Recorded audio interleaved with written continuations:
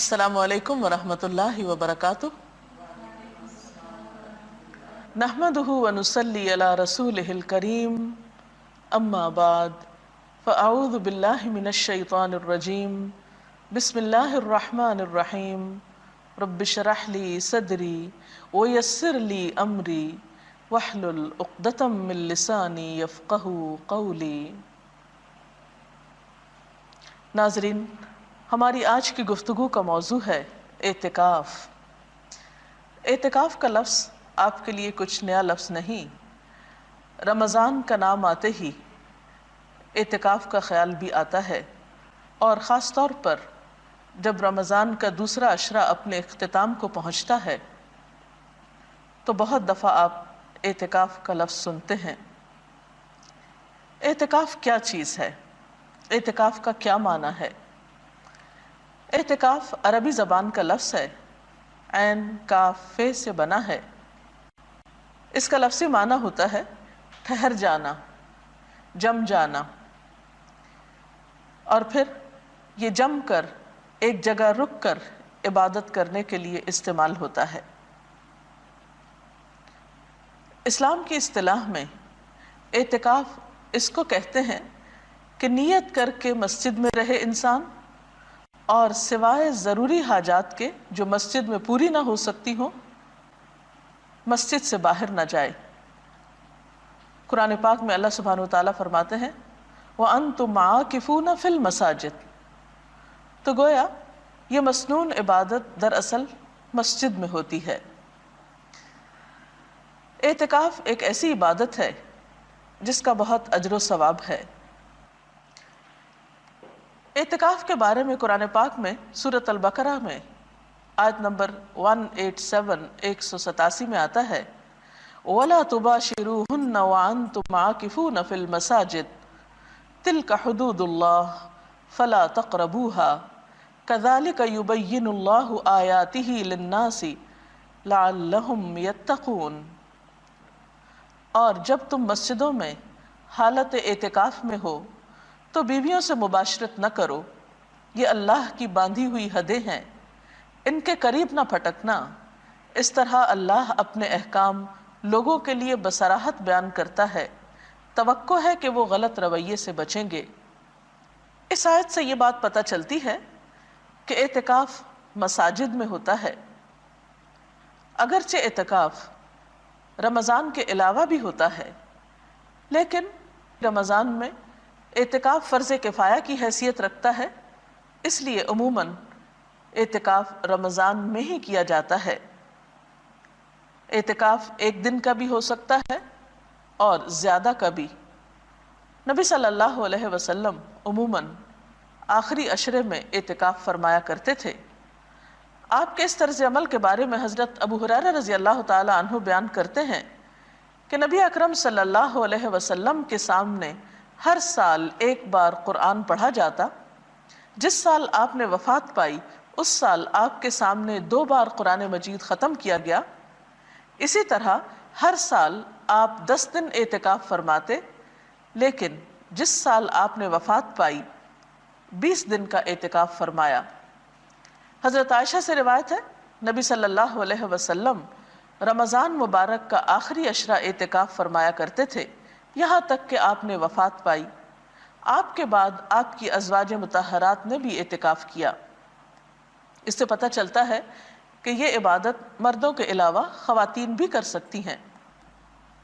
حضرت عائشہ رضی اللہ تعالی عنہ فرماتی ہیں کہ اعتکاف کرنے والوں کے لیے اعتکاف کے معاملے میں سنت یہ ہے کہ وہ نہ مریض کی عیادت کرے، نہ جنازے میں جائے، نہ عورت کو ہاتھ لگائے، نہ اس سے مباشرت کرے، نہ کسی حاجت کے لیے مسجد سے نکلے، بجز اس حالت کے کہ جس کے لیے مسجد سے نکلنے کے سوا کوئی چارہ نہ ہو، اور اعتکاف روزے کے بغیر نہیں ہوتا۔ اگرچہ اعتکاف کے لیے ہر شخص اپنی مرضی کے مطابق اپنا ایک ٹائم ٹیبل بنا سکتا ہے، لیکن سہولت کے لیے یہاں پر چند ایسی باتوں کا ذکر کیا گیا ہے جو اعتکاف کرنے والوں کے لیے مفید ہو سکتی ہیں، کیونکہ کوئی بھی کام اگر پلاننگ کے ساتھ کیا جائے، اچھے طریقے سے کیا جائے، تو اس کا اجر و ثواب بھی کئی گنا بڑھ جاتا ہے، اور انسان کا وقت بھی زیادہ بہتر طور پر استعمال ہوتا ہے۔ نمونے کا ایک ٹائم ٹیبل حاضر خدمت ہے۔ مثلا دن کا آغاز صبح اٹھنے سے ہوتا ہے۔ اعتکاف میں اگر آپ رات کے تیسرے پہر اٹھ جائیں اور اللہ پاک کے حضور مناجات کریں، دعائیں مانگیں، ذکر اذکار کریں، نوافل پڑھیں، تو وہ وقت عبادت کے لیے نہایت بہترین ہے۔ حضرت ابو ہریرہ رضی اللہ تعالیٰ عنہ سے روایت ہے کہ رسول اللہ صلی اللہ علیہ وسلم نے فرمایا، ہمارا رب جب آخر تہائی حصہ رات کا باقی رہ جاتا ہے تو آسمان دنیا پر اترتا ہے اور فرماتا ہے، کون مجھ سے دعا کرتا ہے کہ میں اس کی دعا قبول کروں؟ کون مجھ سے کچھ مانگتا ہے کہ میں اس کو دوں؟ کون مجھ سے گناہوں کی معافی چاہتا ہے کہ میں اس کے گناہ معاف کر دوں؟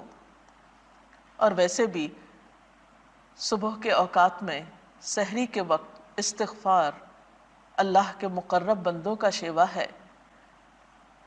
اللہ سبحانہ وتعالیٰ فرماتے ہیں اپنے نیک بندوں کے بارے میں کہ وَبِالْأَسْحَارِ هُمْ يَسْتَغْفِرُونَ، سحری کی گھڑیوں میں وہ استغفار کرتے ہیں، اس لیے اس وقت ذکر میں بہترین وظیفہ استغفار کا ہو سکتا ہے۔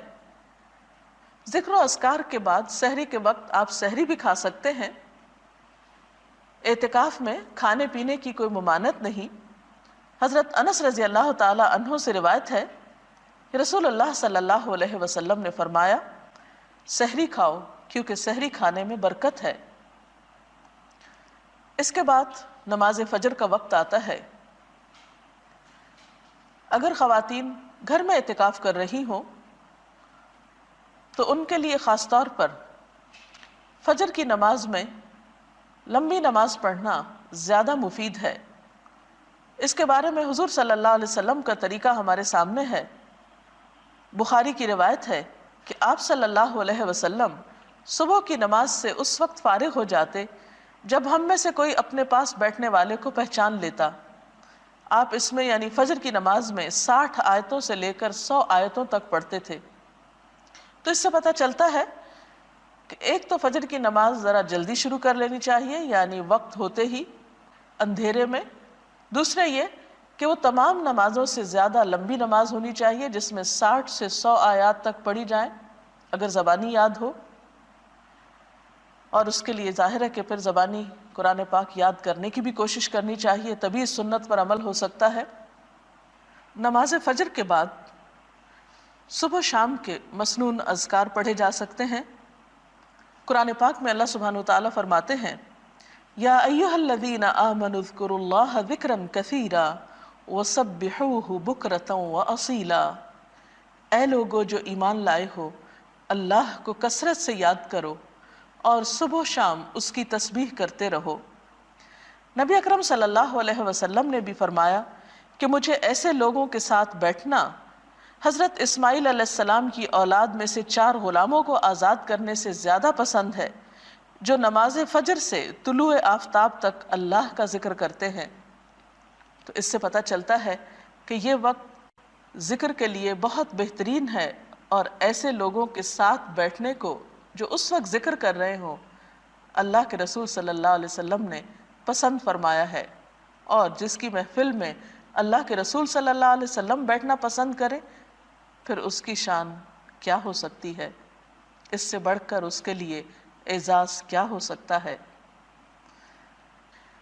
ان اذکار کے علاوہ اس وقت آپ قرآن پاک کی تلاوت کر سکتے ہیں، کیونکہ قرآن پاک کی تلاوت کے لیے بھی یہ وقت بہت موزوں ہے۔ سورۃ بنی اسرائیل میں اللہ تعالیٰ فرماتے ہیں، ان قرآن الفجر کان مشہودا، بے شک صبح کا قرآن حاضر کیا جاتا ہے، یعنی اس وقت فرشتے حاضر ہوتے ہیں۔ پھر اسی طرح اگر آپ اپنے اعتکاف ہی کی جگہ پر نماز، ذکر، تلاوت کے بعد سورج طلوع ہونے کا انتظار کریں، ذکر میں مشغول رہیں حتیٰ کہ نماز اشراق کا وقت ہو جائے، تو اس کو بھی ساتھ ہی ادا کر لیں۔ حضرت انس رضی اللہ تعالی عنہ سے روایت ہے کہ رسول اللہ صلی اللہ علیہ وسلم نے فرمایا، جس آدمی نے فجر کی نماز جماعت سے پڑھی پھر سورج طلوع ہونے تک بیٹھ کر اللہ کا ذکر کرتا رہا اور 2 رکعت نماز ادا کی یعنی اشراق کی نماز، اسے ایک حج اور ایک عمرے کا ثواب ملے گا۔ راوی نے کہا کہ رسول اللہ صلی اللہ علیہ وسلم نے فرمایا پورے ایک حج اور ایک عمرہ کا ثواب، یعنی بہت ہی اجر و ثواب ہے اس وقت کی عبادت کا۔ اشراق کے نوافل کے بعد اگر آپ اپنے اعتکافی کی جگہ پر بیٹھ کر مزید کچھ قرآن پاک وغیرہ پڑھنا چاہیں تو ایسا بھی آپ کر سکتے ہیں، اور پھر مزید نوافل بھی پڑھ سکتے ہیں، کیونکہ حضور صلی اللہ علیہ وسلم نے فرمایا، اللہ تعالیٰ ارشاد فرماتا ہے، اے آدم کے بیٹے، دن کے شروع میں میرے لیے 4 رکعت نماز ادا کر، میں تیرے سارے کاموں کے لیے کافی ہو جاؤں گا۔ اس نماز کو چاشت کی نماز کہا جاتا ہے۔ اگر کچھ سستی یا تھکاوٹ محسوس ہو رہی ہو تو بہتر ہے کچھ دیر اب آپ آرام کر لیں۔ آپ لیٹ کر بھی ذکر اذکار کر سکتے ہیں، تھوڑی دیر کے لیے سو بھی سکتے ہیں، لیکن اگر آپ اپنی طبیعت اچھی پاتے ہوں تو بہتر ہے کہ اب آپ کچھ وقت مطالعے کے لیے نکالیں، دینی کتابوں کا مطالعہ، قرآن پاک کی تفسیر پڑھنا، اور اگر آپ پڑھ نہ سکتے ہوں تو کیسٹ لگا کر سننا،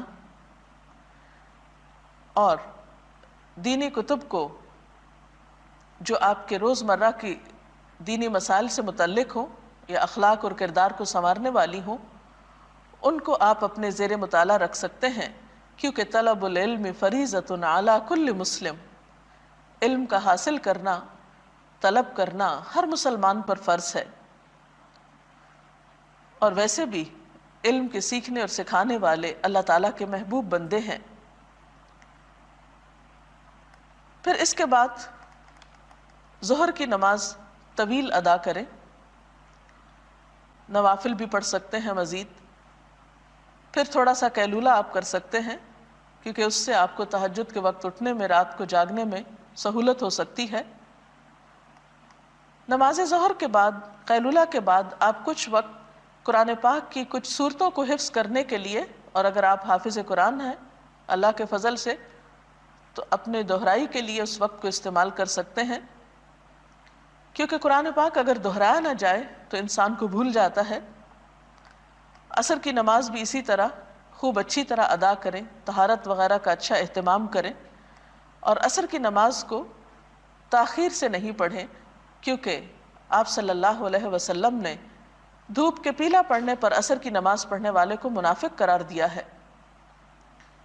اور قرآن پاک میں بھی اس نماز کی حفاظت کی بہت تاکید آئی ہے، حافظوا علی الصلوات والصلاة الوسطی وقوموا للہ قانتین، اپنی نمازوں کی حفاظت کرو، خصوصاً درمیانی نماز کی، اور اللہ کے آگے اس طرح کھڑے ہو جاؤ جیسے فرما بردار غلام کھڑے ہوتے ہیں۔ عصر سے لے کر مغرب تک کا وقت، اس میں آپ تسبیحات کر سکتے ہیں، اور اس وقت بھی ذکر کرنا نہایت پسندیدہ ہے۔ آپ نے فرمایا، مجھے ایسے لوگوں کے ساتھ بیٹھنا 4 غلام آزاد کرنے سے زیادہ پسند ہے جو نماز عصر سے غروب آفتاب تک اللہ کا ذکر کریں۔ اس وقت بھی آپ صبح شام کی دعائیں پڑھ سکتے ہیں۔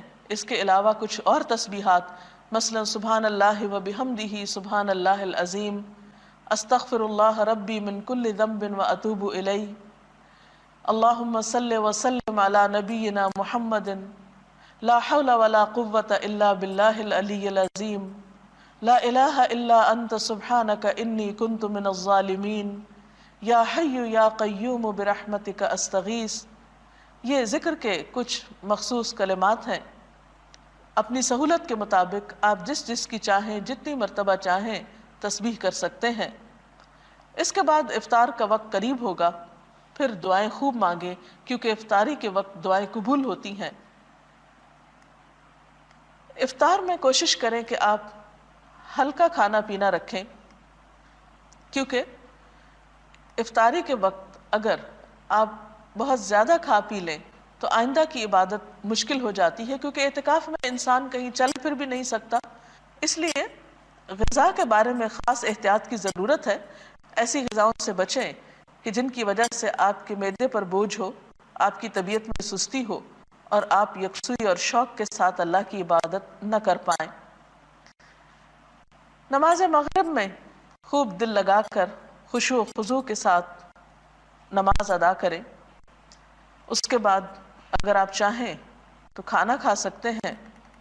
کھانے کے بعد نماز عشاء سے پہلے اگر آپ وقت مقرر کر لیں کہ کچھ دعائیں جو آپ صلی اللہ علیہ وسلم مختلف مواقع کی مناسبت سے پڑھتے تھے ان کو یاد کر لیں تو یہ بھی ایک اچھی کوشش ہوگی۔ مثلا گھر سے نکلتے وقت کی دعا، گھر میں داخل ہوتے وقت کی دعا، سواری پہ بیٹھتے وقت کی دعا، اسی طرح آئینہ دیکھنے کی دعا وغیرہ وغیرہ۔